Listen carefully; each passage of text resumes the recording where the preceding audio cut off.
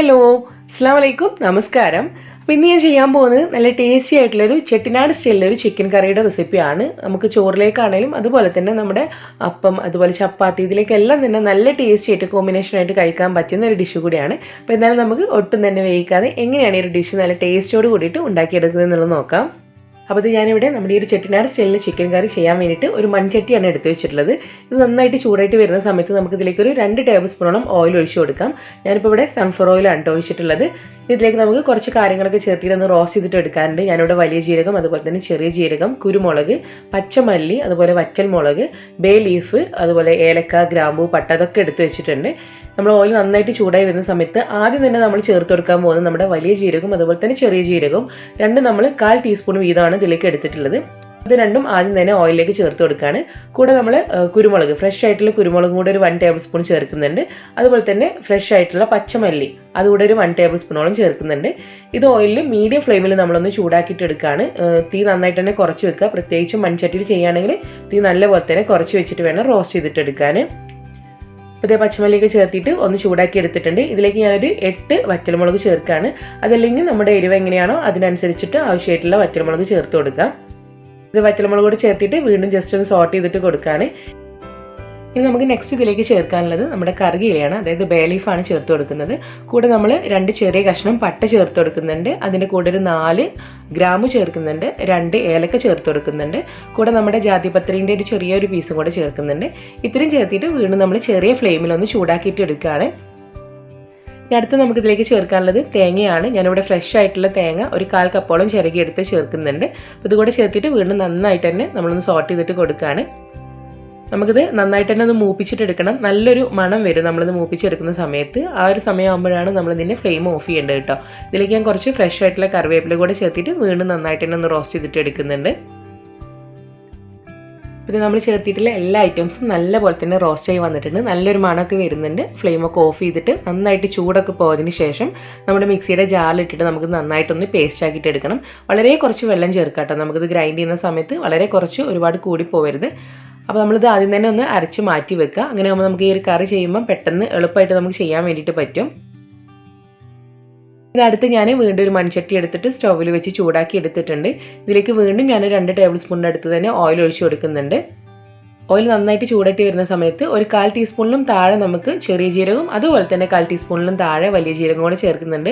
Already നമ്മളെല്ലാം തന്നെ roast ചെയ്ത സമയത്ത് ചേർത്തതാണെങ്കിൽ പോലും ഇതിൽ ഈ ഒരു ഡിഷിൽ കുറച്ചും കൂടെ ഇതിൻ്റെയൊക്കെ ടേസ്റ്റ് ഒന്ന് മുന്നിട്ട് നിൽക്കുന്നതാണ്. അതുകൊണ്ട് നമ്മൾ വീണ്ടും ഇത് രണ്ടും വീണ്ടും ചേർക്കുന്നുണ്ട്. അതുപോലെ തന്നെ ഒരു ബേ ലീഫ് ചേർക്കുന്നുണ്ട്, ചെറിയ കഷ്ണം പട്ട ചേർക്കുന്നുണ്ട്, ഒരു ഏലക്ക, 2 ഗ്രാമ്പു ചേർക്കുന്നുണ്ട്. ഇതൊക്കെ നമ്മൾ നേരത്തെ ചേർത്തിയാണ് കേട്ടോ, റോസ്റ്റ് ചെയ്തിട്ടുള്ള തേങ്ങയുടെ കൂടെ ഒക്കെ ചേർത്തിയതാണ്. ഇതെല്ലാം കൂടെ ഓയിലൊന്ന് സോട്ട് ചെയ്തിട്ട് എടുക്കുകയാണ്. ഇതിലേക്ക് ഞാൻ ഒരു മീഡിയം സൈസ് ആയിട്ടുള്ള സവാള ഇതുപോലെ ഒന്ന് കനം കുറഞ്ഞ് അരിഞ്ഞെടുത്ത് കൂടെ ചേർക്കുന്നുണ്ട്. ഒരുപാടൊന്നും സവാള നമ്മുടെ ഈ ഒരു കറിയിലേക്ക് വേണ്ട കേട്ടോ. അപ്പോൾ ഇത് ഒരു മീഡിയം സൈസ് ആയിട്ടുള്ള സവാളയാണ് ഇതിലേക്ക് ചേർത്തിട്ടുള്ളത്. ഇതൊന്ന് ചേർത്തിട്ട് ഒന്ന് സോട്ട് ചെയ്തിട്ട് എടുക്കുകയാണ്. ഇതൊന്ന് പെട്ടെന്ന് വഴഞ്ഞ് കിട്ടാൻ വേണ്ടി നമുക്കൊരു ശകലം ഉപ്പ് ഈ ഒരു സമയം ഇതിലേക്ക് ചേർത്തിട്ട് നന്നായിട്ട് തന്നെ ഒന്ന് വഴറ്റിയിട്ട് എടുക്കാം. അപ്പോൾ അത് ഉപ്പ് കൂടെ ചേർത്തി നമ്മൾ നന്നായിട്ട് തന്നെ ഒന്ന് കുഴഞ്ഞ് കിട്ടുന്നവരെ ഒന്ന് വഴറ്റിയെടുത്തിട്ടുണ്ട്. നമുക്ക് അടുത്തതിലേക്ക് ചേർക്കേണ്ടത് ഇഞ്ചിയും വെളുത്തുള്ളിയും നന്നായിട്ടൊന്ന് ചതച്ചെടുത്തതാണ്. രണ്ടും കൂടെ നമുക്കൊരു 1.5 ടേബിൾ സ്പൂണോളം ചേർത്ത് കൊടുക്കാം കേട്ടോ. ഞാനിപ്പോൾ ആ ടേബിൾ സ്പൂൺ നിറയാണ് എടുത്തിട്ടുള്ളത്.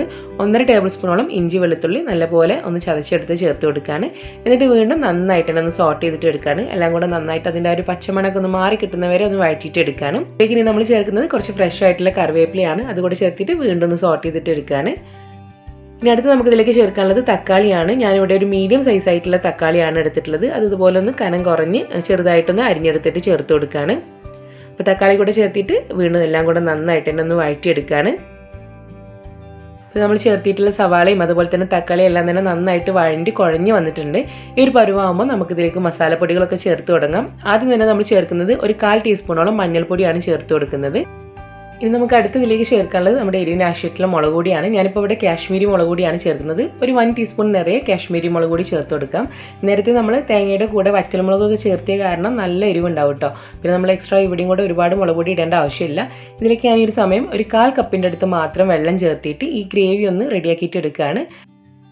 നന്നായിട്ട് ഇളക്കി മിക്സ് ചെയ്തതിന് ശേഷം നമുക്കിത് ചെറുതായിട്ടൊന്ന് തിള വരുന്ന സമയത്താണ് ഇതിലേക്ക് നമ്മൾ ക്ലീൻ ചെയ്ത് വെച്ചിട്ടുള്ള ചിക്കൻ ചേർത്ത് കൊടുക്കേണ്ടത്. ഈ ഒരു ഗ്രേവി ചെറുതായിട്ടൊന്ന് തിള വന്ന് തുടങ്ങിയിട്ടുണ്ട്. ഈ ഒരു സമയം നമ്മൾ ക്ലീൻ ചെയ്ത് വെച്ചിട്ടുള്ള 3/4 കിലോളം ചിക്കൻ ഇതിലേക്ക് ചേർത്ത് കൊടുക്കുകയാണ്. ഈ ഒരു ഗ്രേവി ആയിട്ട് നന്നായിട്ടൊന്ന് ഇളക്കി മിക്സ് ചെയ്തിട്ട് കൊടുക്കുക. ഈ ചിക്കനിലേക്ക് ആവശ്യമായിട്ടുള്ള ഉപ്പ് കൂടെ ഈ സമയം നമ്മൾ ചേർത്ത് കൊടുക്കണം. അപ്പോൾ ആദ്യം നമുക്കൊരു 3/4 ടീസ്പൂണോളം ഉപ്പ് ചേർത്ത് കൊടുക്കാം. എന്നിട്ട് നന്നായിട്ടൊന്ന് ഇളക്കി മിക്സ് ചെയ്തിട്ട് പിന്നെ ടേസ്റ്റ് ചെയ്തിട്ട് ആവശ്യമെങ്കിൽ മാത്രം നമുക്ക് വീണ്ടും ഉപ്പ് ചേർത്ത് കൊടുത്താൽ മതിയാകും. അതെല്ലാം കൂടെ നന്നായിട്ട് തന്നെ ഇളക്കി മിക്സ് ചെയ്തിട്ട് ഇനി നമ്മളിതൊന്ന് അടച്ചു വെക്കുകയാണ്. ഏറ്റവും ചെറിയ ഫ്ലെയിമിൽ നമ്മളൊരു 3-4 മിനിറ്റ് ഒന്ന് അടച്ചു വെച്ച് കൊടുക്കുകയാണ്. അപ്പോഴേക്കും നമ്മുടെ ചിക്കനിൽ നിന്നും കുറേശ്ശൊക്കെ വെള്ളം ഇറങ്ങി വന്നിട്ടുണ്ടാവും. അപ്പോൾ 2-3 മിനിറ്റിന് ശേഷം നമ്മളത് തുറന്നിട്ട് വീണ്ടും ഇളക്കി മിക്സ് ചെയ്തിട്ട് കൊടുക്കുകയാണ്. ഇതിൽ കുറച്ച് ഉപ്പിൻ്റെ കുറവുണ്ട്, അതുകൊണ്ട് വീണ്ടും ഞാനൊരു 1/4 ടീസ്പൂണോളം ഉപ്പ് ചേർക്കുന്നുണ്ട്. ഇതിന് നന്നായിട്ടൊന്ന് ഇളക്കി മിക്സ് ചെയ്തിട്ട് കൊടുക്കാം. ഇനി നമുക്ക് ഈ ഒരു ചിക്കൻ കുക്കാവാൻ വേണ്ടിയിട്ട് ഒരു 1/4 കപ്പിൻ്റെ അടുത്ത് മാത്രം വെള്ളം ചേർത്ത് കൊടുക്കാം. ഒരുപാടൊന്നും വെള്ളം ഇതിലേക്ക് ചേർക്കേണ്ടതില്ല കേട്ടോ. ഇതൊരു തിക്കായിട്ടുള്ളൊരു ഗ്രേവിയാണ്. അപ്പോൾ വീണ്ടും നമ്മൾ നന്നായിട്ട് ഇളക്കി മിക്സിന് ശേഷം ഇതൊന്ന് അടച്ചു വെച്ചിട്ട് ആ ചിക്കനെ ഒന്ന് വേവിച്ചിട്ട് എടുക്കാൻ വളരെ ചെറിയ ഫ്ലെയിമിൻ്റെയും അതുപോലെ തന്നെ മീഡിയം ഫ്ലെയിമിൻ്റെയും ഇടയിൽ വെച്ചിരുന്നാൽ മതിയാകും. അപ്പോൾ അതേ ഒരു 6-7 മിനിറ്റിന് ശേഷം നമ്മളൊന്ന് തുറന്ന് നോക്കുക. അത്യാവശ്യം ചിക്കൻ പീസസ് ഒക്കെ നന്നായിട്ട് തന്നെ കുക്കായി വന്നിട്ടുണ്ട്. ഇനി നമുക്ക് ഈ ഒരു സമയം ഇതിലേക്ക് നമ്മൾ നേരത്തെ ബ്ലെൻഡ് ചെയ്ത് വെച്ചിട്ടുള്ള നമ്മുടെ അരപ്പ് ചേർത്ത് കൊടുക്കേണ്ട സമയമാണ്. അപ്പോൾ ഈ ഒരു പരുവത്തിലാണ് കേട്ടോ. ഒരുപാട് അങ്ങനെ ഫൈനായിട്ട് പേസ്റ്റ് ആക്കേണ്ടതില്ല. ഈ ഒരു രീതിയിൽ നന്നായിട്ടൊന്ന് അരച്ചെടുക്കുക. അപ്പോൾ ചിക്കനൊക്കെ അത്യാവശ്യം നല്ലപോലെ തന്നെ കുക്കായതിന് ശേഷം നമ്മൾ ഈ അരച്ചെടുത്തിട്ടുള്ള അരപ്പ്, അതായത് നമ്മുടെ റോസ്റ്റ് ചെയ്തിട്ടുള്ള തേങ്ങയുടെയും ബാക്കി ഐറ്റംസിൻ്റെ ഒക്കെ ഒരു മിക്സ് ഇതിലേക്ക് ചേർത്ത് കൊടുക്കുകയാണ്. മുഴുവനായിട്ടും തന്നെ ചേർത്ത് കൊടുക്കട്ടെ. നമ്മൾ ഈ ഒരു ക്വാണ്ടിറ്റിയിലേക്ക് മാത്രമാണ് ഇത് റോസ്റ്റ് ചെയ്തെടുത്തിട്ടുള്ളൂ. അപ്പോൾ അതുകൊണ്ട് മുഴുവനായിട്ടുള്ള അരപ്പ് ഇതിലേക്ക് ചേർത്ത് കൊടുക്കുക.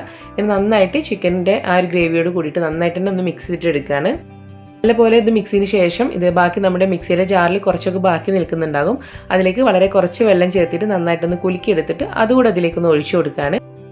എല്ലാം കൂടെ നന്നായിട്ട് തന്നെ ഇളക്കി മിക്സ് ചെയ്തിട്ട് നോക്കുക. എന്തെങ്കിലും കുറവുണ്ടെങ്കിൽ, അതായത് നമ്മുടെ ഉപ്പ് കാര്യങ്ങളൊക്കെ കുറവുണ്ടെങ്കിൽ ഈ ഒരു സമയം നമുക്ക് കറക്റ്റ് ചെയ്തിട്ട് കൊടുക്കാം. ഞാനിത് വീണ്ടും ഒരു 1/4 ടീസ്പൂണോളം ഉപ്പ് ചേർക്കുന്നുണ്ട്. അരപ്പ് കൂടെ വരുമ്പം കുറച്ച് ഉപ്പിൻ്റെ കുറവ് തോന്നിയിട്ടുണ്ടായിരുന്നു, അതുകൊണ്ട് കുറച്ചുകൂടെ ഉപ്പ് ചേർത്തിട്ടുണ്ട്. വീണ്ടും നന്നായിട്ട് തന്നെ ഒന്ന് ഇളക്കി മിക്സ് ചെയ്തിട്ട് കൊടുക്കുകയാണ്. ഇനി നമ്മൾ ഈ ഒരു തേങ്ങയുടെ അരപ്പ് ചേർത്തതിന് ശേഷം 1-2 മിനിറ്റ് കൂടെ നമ്മളിതൊന്ന് ഫ്ലെയിമിൽ വെക്കണം. അപ്പോൾ അതുകൊണ്ട് വീണ്ടും ഒന്ന് അടച്ചു വെച്ച് കൊടുക്കുകയാണ്.